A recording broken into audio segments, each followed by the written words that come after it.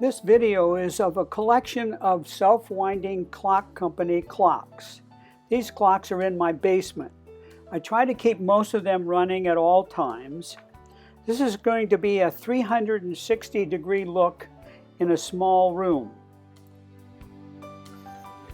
This first clock has a rare gravity escapement movement in a much later case. We will take a much closer look at the movement after we make the circle around the room. The next clock is a model number 9 master clock with an F movement in it.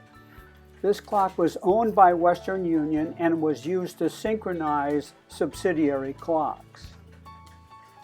This is a number 9A master clock with an F movement that I used to advance the self-winding clock company 30-second impulse slave clocks that are mounted above the masters.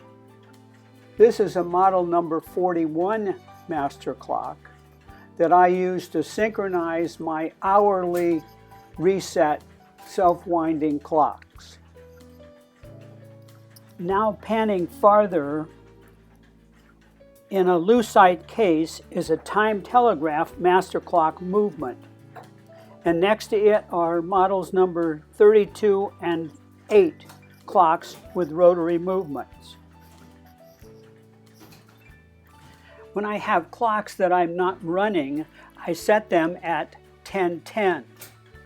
There are 2 such clocks mounted above the display I made to show the evolution of the self-winding clock company movements.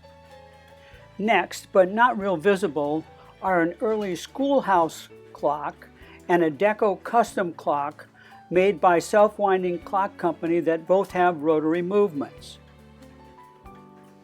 Then a small metal case rental clock with a platform escapement and a sweep second F movement, and model 6 clock with an early rotary movement. As we pan farther, more clocks set to 10:10. This is a model number 9 master clock with a rotary movement that provided exact time from the Ladd Observatory that was distributed by the Rhode Island Electric Protective Company.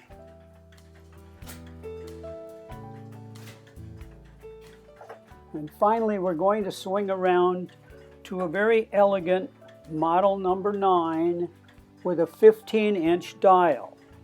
This clock also was powered by a rotary movement. We now have gone full circle and are going to swing back to the clock with the gravity escapement. So now let's take a closer look at the movement. This is a self-winding 60-beat movement with a rotary motor that rewinds the mainspring each 60 minutes. The motor winds on 6 volts DC. This elegant movement was made by the E. Howard Company for the self-winding clock company. Rather than the usual self-winding clock company deadbeat escapement, this movement has a Jerry gravity escapement. This movement was patented by James Jerry in 1883. Jerry worked for the E. Howard Company and later became a superintendent at self-winding clock company. The unique feature of this movement is the 4 arms that contact the pendulum. 2 detent arms release the escape wheel, and 2 impulse arms drive the pendulum. I have another video that shows the Jerry gravity escapement in operation. I've attached a link to that video. Thank you for watching.